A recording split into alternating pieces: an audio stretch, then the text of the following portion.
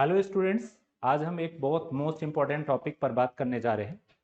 India and Sri Lanka relations. India and Sri Lanka जो relations है वो किस तरह से आगे बढ़ा और कैसे कैसे डेवलप हुआ, इस पर भी हम बात कर सकते हैं। इंडिया एंड श्रीलंका रिलेशंस पर जब बात आती है तो इंडिया एक ऐसा देश है जो दुनिया के हर कंट्रीज को मुश्किल के समय में हेल्प करना हमारा जो है कर्तव्य रहा है, और इसीलिए दुनिया में भारत को बहुत ही गंभीरता से लिया जाता है। जब किसी रिलेशंस की बात आती है तो भारतीयों के आगे दुनिया फेल। हमसे अच्छा रिलेशन दुनिया का कोई भी देश निभाता नहीं है। जब जब मुश्किल जिस भी देश के साथ आई, चाहे वो पड़ोसी नेपाल रहा हो, चाहे वो बांग्लादेश रहा हो या श्रीलंका रहा हो, तो हमने उस समय उसको मुश्किल क्षणों में साथ दिया। हम इसका एक और एग्जाम्पल थोड़ा इंट्रो टाइप में आगे जाते हैं। हमारा चाइना से अब ट्रेड कंपटीशन शुरू हो चुका है। अमेरिका से हमारा ट्रेड कंपटीशन नहीं है, चाइना से है। क्यों? उसके रीजन हम बताते हैं। हमारा सबसे बड़ा जो ट्रेड पार्टनर था वो पहले था यूरोप। इसके बाद हमने अपना ट्रेड पार्टनर लगभग 21% अमेरिका को बना लिया। अमेरिका में सब प्राइम क्राइसिस 2008 में आई तो हमने अपने ट्रेड को शिफ्ट किया कि अगर यहाँ क्राइसिस लंबे समय तक चलती है तो हमें उतनी ही परसेंट नुकसान होगा जितना हम ट्रेड पार्टनर है। तो हमने ट्रेड शिफ्ट करके सऊदी अरब की तरफ ले गए। वहाँ पे जैसे ही पाकिस्तान बॉर्डर पे कुछ भी थोड़ा बहुत टेंशन होती है तो गल्फ कंट्री में हमारे गुड्स को लोग खरीदते नहीं हैं, फिर हम वहाँ भी ट्रेड में फिसड्डी होने लगते हैं, फिसलने लगते हैं। तो फिर हमने देखा कि एक तरफ है क्या नाम है, लुक ईस्ट पॉलिसी, जो इंद्र कुमार गुजराल लेके आए, नरसिंह राव लेकर आए। एक तो वो भी है ब्राज़ील इंडोनेशिया, वो भी हमारे लिए एक अहम देश है। लेकिन 26 अफ्रीकन कंट्री प्रेजेंट में ट्रेड के सबसे बड़े आधार हैं। वहाँ पर चाइना ने क्या किया? इंफ्रा डेवलपमेंट किया है। नो, चाइना मार्केट में गया है, केवल गुड्स बेचा है। इंफ्रा हमने बनाया है। तो अफ्रीकन कंट्री का भरोसा भारत पर, भारतीय वस्तुओं पर ज़्यादा है compare to Chinese goods and China के लोगों पर, क्योंकि उनके वर्ल्ड कल्चर इस तरह रहे हैं कि भारत और चीन दो हो तो दुनिया का हर देश टिक भारत पर ही मारेगा। भले वो भले वो दुश्मन देश पाकिस्तान ही क्यों ना हो, वो अगर चाइना और इंडिया में दोनों का चयन करना हो तो वो भारत के साथ ही रहना पसंद करेगा। कई बार इंटरनेशनल बेंच पर भी ऐसी बात कह चुका है। लेकिन जब आर्थिक सहयोग की बात आती है तो जो ज़्यादा आर्थिक सहयोग करेगा लोग उसकी तरफ जाएंगे। तो इकोनॉमिक कोऑपरेशंस की जब बात आए, इकोनॉमिक डेवलपमेंट्स की बात आए, तो हमें हमेशा इकोनॉमिक कोऑपरेशन एंड डेवलपमेंट्स पर ध्यान देना होता है। तो इकोनॉमिक कोऑपरेशन एंड डेवलपमेंट्स को ध्यान में रखते हुए श्रीलंका और भारत के रिलेशंस को आप देखिए।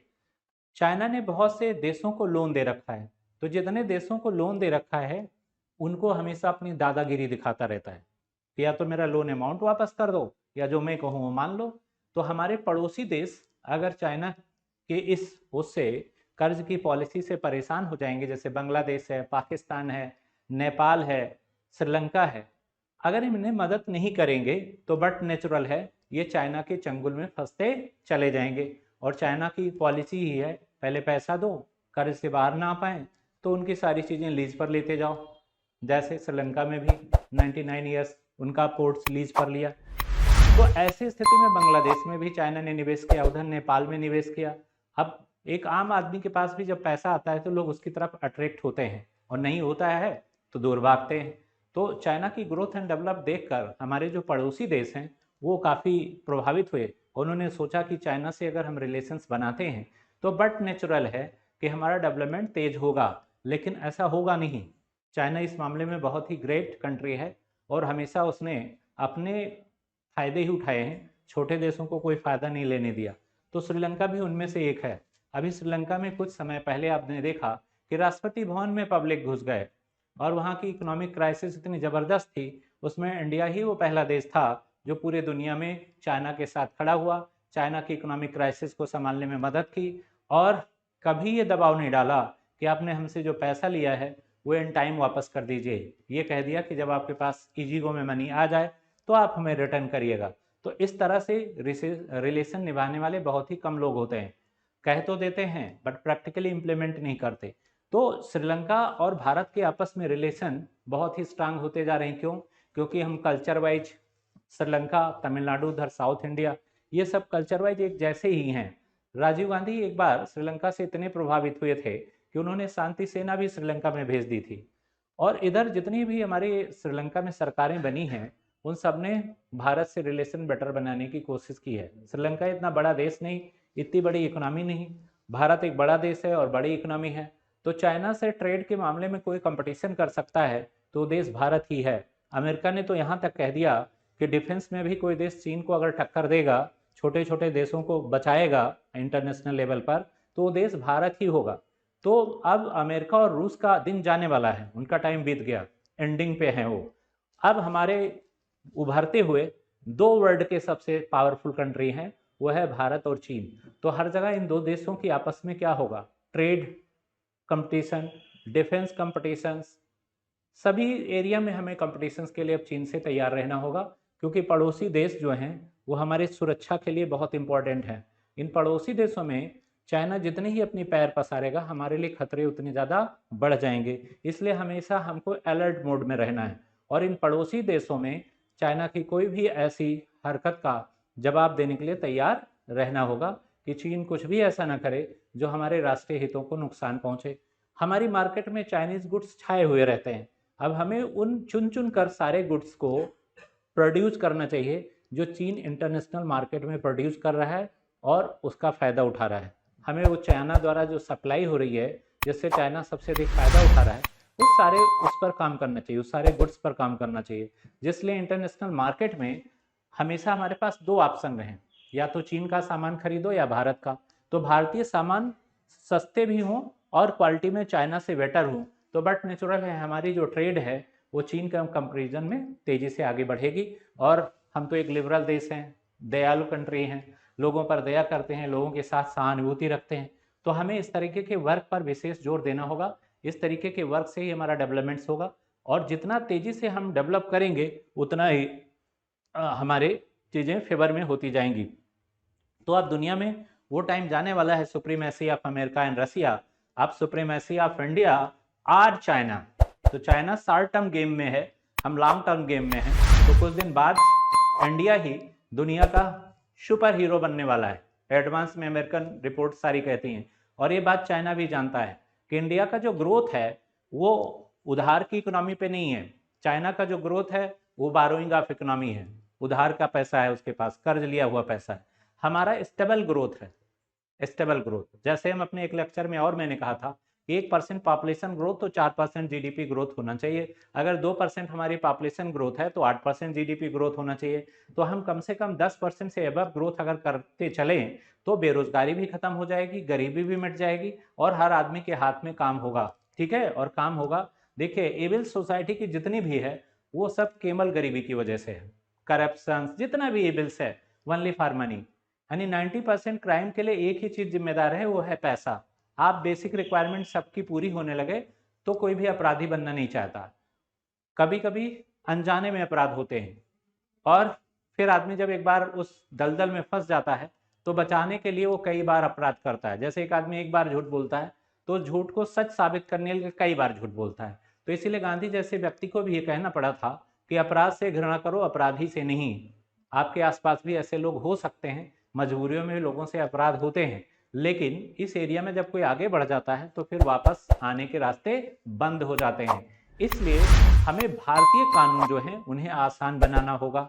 इंडियन लॉ जितना आसानी से लोग जान सकेंगे, बिना पढ़े लिखे लोग, क्राइम रेट उतना ही तेजी से कम होगा। जब तक इंडियन रूल्स रेगुलेशंस इजी नहीं होंगे, लोगों को पता ही नहीं होगा कि हम कौन सा काम कर रहे हैं और कैसे उसका क्या नेगेटिव इफेक्ट हो सकता है, तो लोग डरेंगे नहीं। कानून से कौन डरता है? जो कानून जानता है। जो जानता है नहीं वो डरेगा क्या? एक एनिमल के आगे कानून का क्या मतलब? कुछ भी नहीं।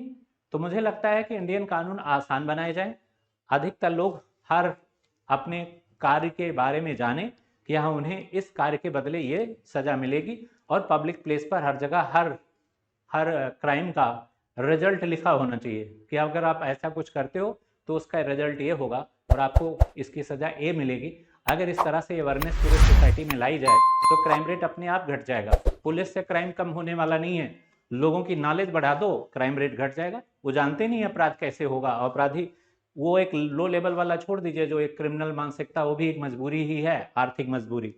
क्राइम रेट गरीब देशों में क्यों ज़्यादा, अमीर देशों में कम होते हैं? उसके पीछे रीजन है कि अमीर देश में लोग पढ़े लिखे ज़्यादा हैं और वो कानून को जानते हैं कि उसका पनिशमेंट क्या है। गरीब देशों में लोग पढ़े लिखे कम है और कानूनी पनिशमेंट क्या है उसे वो जानते नहीं। तो सबसे पहली जरूरी तो ये है कि कानून आसान हो, एक कम पढ़ा लिखा आदमी भी ये जाने कि अगर ये गलती करेगा तो उसकी सजा उसे ये मिलेगी, तो क्राइम रेट घटाया जा सकता है। आगे फिर देखो नेक्स्ट बैकग्राउंड क्या होगा। The relationship between India and Sri Lanka is more than 2500 year old. हमारे रिलेशन श्रीलंका से कितने साल पुराने हैं? 2500 साल पुराने हैं। Both countries have a legacy of intellectual, ethnic culture, religious and linguistic interactions. आज हमने भाषा में, अलग कल्चर में, सभी जगह अपनी छाप छोड़नी शुरू कर दी है। In recent year bilateral relations and cooperation in the field of development, trade, investment, education, culture, defence have grown. आज हमारा ट्रेड भी डेवलप हो रहा है चीन के साथ, श्रीलंका के साथ। डिफेंस में भी हम काफ़ी काम कर रहे हैं, एजुकेशन में भी काम कर रहे हैं। तो ये जो हमारे पीपीटी होते हैं ये यूपीएससी को पूरी तरह फोकस करके बनाए जाते हैं। यूपीएससी जैसा आंसर चाहती है उसी पर हम बेस करके पीपीटी लाते हैं। और बाकी एक इंट्रोडक्टरी बात तो आपको हम बता ही देते हैं समरी टाइप का, कि हमारे रिलेशंस क्यों और कैसे डेवलप हुए। फिर आता है significance of Sri Lanka for India. Significance of Sri Lanka for India. Sri Lanka is India's closest maritime neighbours and the strategic locality in India, ocean and bay of Bengal. तो हमारे सारे जो रिलेशंस हैं हमेशा समुंदर के रास्ते ही होते रहे हैं। श्रीलंका हमारे बीच क्या है? समुंदर ही है। तो हमारे जो पोर्ट के ट्रेड हैं वो ज़्यादातर श्रीलंका से जरूर जुड़े रहेंगे। As a per neighbourhood first policy and Sagar security and growth of all region of doctrine. तो पहली सुरक्षा, बॉम्बे में देखो जो हमला हुआ था वो किसके? समुद्र के रास्ते से हुआ था। पहले हम सोचते थे कि केवल स्थल मार्ग ही असुरक्षित है, घर में घुस आके लोग मारेंगे। फिर हमें समझ आया कि एयर भी ऐसा हो सकता है, तो हम एयर डिफेंस सिस्टम ले आए। अब हमें ये लग गया कि समुद्र के रास्ते से भी दुश्मन अंदर आ सकते हैं, तो वहाँ पर भी हमें अपनी एक्टिविटीज़ बढ़ानी होगी, तो सिक्योरिटी हमारी बेल हो जाएगी। India attaches great importance Sri Lanka to the keep to Indian oceans region peace and secure. हमें केवल अपनी सुरक्षा नहीं करनी है, श्रीलंका की भी सुरक्षा करनी है। उस पर भी कोई देश अगर नेगेटिव नज़र रखता है, नेपाल, श्रीलंका, बांग्लादेश, तो इस सबकी सुरक्षा की जिम्मेदारी अब किसकी होगी? भारत की होगी। 70% of Indian cargo comes through the Colombo port. जितने हमारे कार्गोज हैं वो 70% कहाँ से आते हैं? कोलंबो से होकर आते हैं। Largest partnership of port in south Asia. तो श्रीलंका के साथ हमारी क्या है? लार्जेस्ट पोर्ट रिलेशनशिप है, जिसे हम किसी भी कीमत पर अलग नहीं कर सकते। आगे आता है significance of Indo Sri Lanka bilateral trade relations. Geopolitical significance. Sri Lanka location in the Indian ocean region as a island state has been for its strategy, geopolitical relations to the India, maritime interest to the regions, culture and educational relations. Both the countries share long and historical culture ties with Buddhism as a common link. Apart from this culture, cooperation agreement 1977 हमने कब से उसके साथ किया था? 1977 से। also serve as the basis of periodic culture exchange the program, और उसी पे हम आज काम कर रहे हैं, उसी प्रोग्राम पे। फिर आते हैं people and people ties. India's principal interest in Sri Lanka arises out the fact that Sinhala majority. Sri Lanka में किस कम्युनिटी के ज़्यादा लोग रहते हैं? सिंगला के। हमारे तमिलनाडु, साउथ, चेन्नई वगैरह में भी सिंगला पाए जाते हैं। Emotion and culture in people ties to the Tamil in India, और वो सारे तमिलनाडु से बिलोंग करते हैं, उनके कल्चर से। Defence and security cooperation, both the country regularly conducted joint military exercise Mitra Shakti and the joint naval exercise SLINX. This increased synergy between militaries and safeguarding the common interest of the country. हम इस पर एक common interest पर भी काम कर रहे हैं। Economic and commercial ties Sri Lanka has also long been a priority destination for FDI. Sri Lanka is one of India's largest trading partner among the SAARC countries. India is turned in Sri Lanka largest trade partner globally for enhanced cooperation at multilateral forum. Sri Lanka and India both share the membership of multilateral region grouping like BIMSTEC and SARC. Multilateral group है BIMSTEC and SARC को लेके। फिर आता है India and neighbourhood first policy. Sri Lanka is at the core of our neighbourhood first policy and Sagar doctrine. जो हमारी first policy है वो क्या है? सागर डॉक्ट्रिन्स को लेकर के है। Maritime interest, it is the important for the coast guard of the two countries to the establish the safety and security of Indian Ocean regions. इसकी भी हमें सुरक्षा की जरूरत है।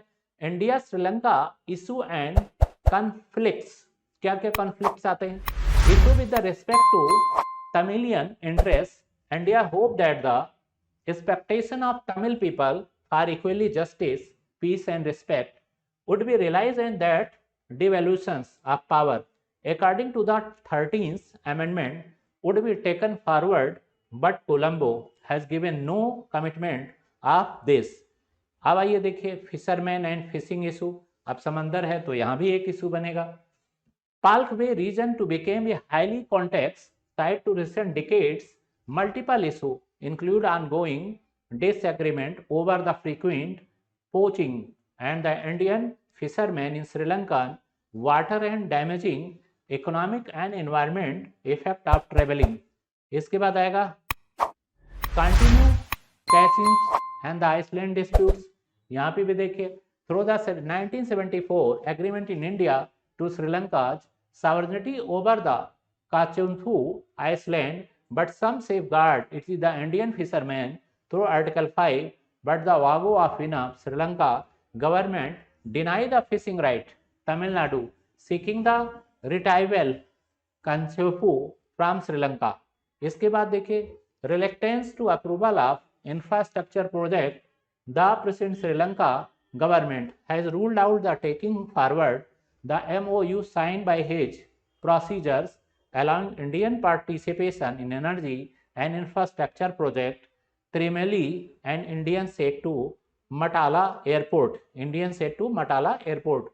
Sri Lanka's security dilemma growing too close to China could create problems with India while learning too much in favor of India could affect Chinese military sale to the country and the other aspect of their bilateral relationship.